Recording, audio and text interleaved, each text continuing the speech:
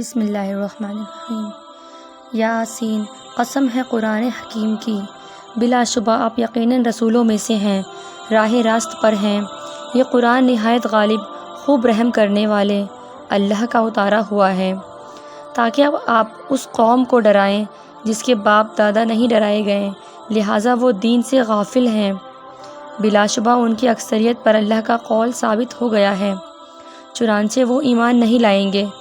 بے شک ہم نے ان کی گردنوں میں طوق ڈال دیے ہیں اور وہ ان کی ٹھوریوں تک ہیں، لہٰذا وہ سر اوپر اٹھائے ہوئے ہیں، اور ہم نے ان کے آگے ایک دیوار بنا دی ہے اور ان کے پیچھے بھی ایک دیوار، پھر ہم نے ان کی آنکھیں ڈھانک دی ہیں، لہٰذا وہ دیکھ نہیں سکتے، اور ان کے لیے برابر ہے خواہ آپ انہیں ڈرائیں یا نہ ڈرائیں، وہ ایمان نہیں لائیں گے۔ بس آپ تو صرف اس شخص کو ڈراتے ہیں جو نصیحت کی پیروی کرے اور رحمان سے بن دیکھے ڈرے، لہٰذا آپ اسے مغفرت اور باعزت اجر کی بشارت دے دیجئے۔ بلا شبہ ہم ہی مردوں کو زندہ کریں گے، اور جو اعمال وہ آگے بھیج چکے انہیں ہم لکھ رہے ہیں، اور ان کے آثار نشانات قدم کو بھی، اور ہم نے ہر شے کو واضح کتاب میں محفوظ کر رکھا ہے۔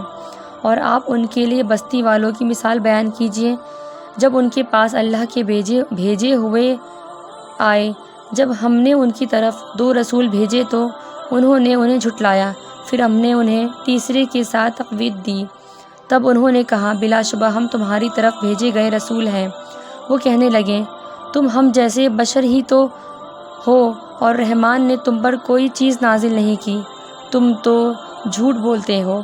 انہوں نے کہا ہمارا رب جانتا ہے کہ ہم یقیناً تمہاری ہی طرف بھیجے ہوئے ہیں، اور ہمارے ذمے تو صرف کھول کر پہنچا دینا ہے۔ وہ کہنے لگے ہم تو تمہیں منحوس خیال کرتے ہیں، اگر تم باز نہ آئے تو ہم تمہیں ضرور سنگسار کر دیں گے، اور تمہیں ہماری طرف سے ضرور دردناک سزا ملے گی۔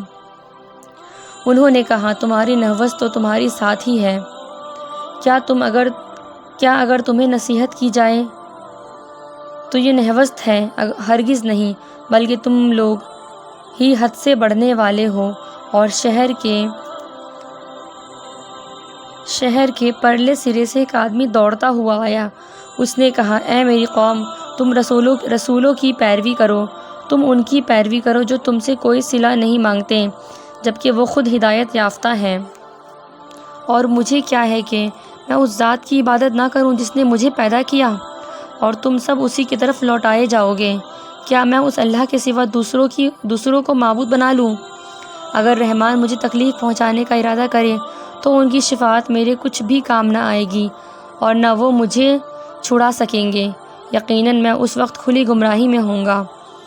بلا شبہ میں تمہارے رب پر ایمان لایا ہوں، لہٰذا تم میری بات سنو۔ کہا گیا تو جنت میں داخل ہو جا۔ اس نے کہا کاش میری قوم جان لے یہ بات کہ مجھے میرے رب نے بخش دیا، اور اس نے مجھے معزز لوگوں میں شامل کر دیا، اور ہم نے اس کے بعد اس کی قوم پر آسمان سے کوئی فوج نازل نہیں کی، اور نہ ہم نازل ہی کرنے والے تھے، وہ تو صرف ایک ہولناک چیخ تھی، پھر یکایک وہ سب بجھ کر رہ گئے۔ ہائے افسوس بندوں پر، ان کے پاس جو بھی رسول آتا رہا وہ اس کا مذاق ہی اڑاتے رہے۔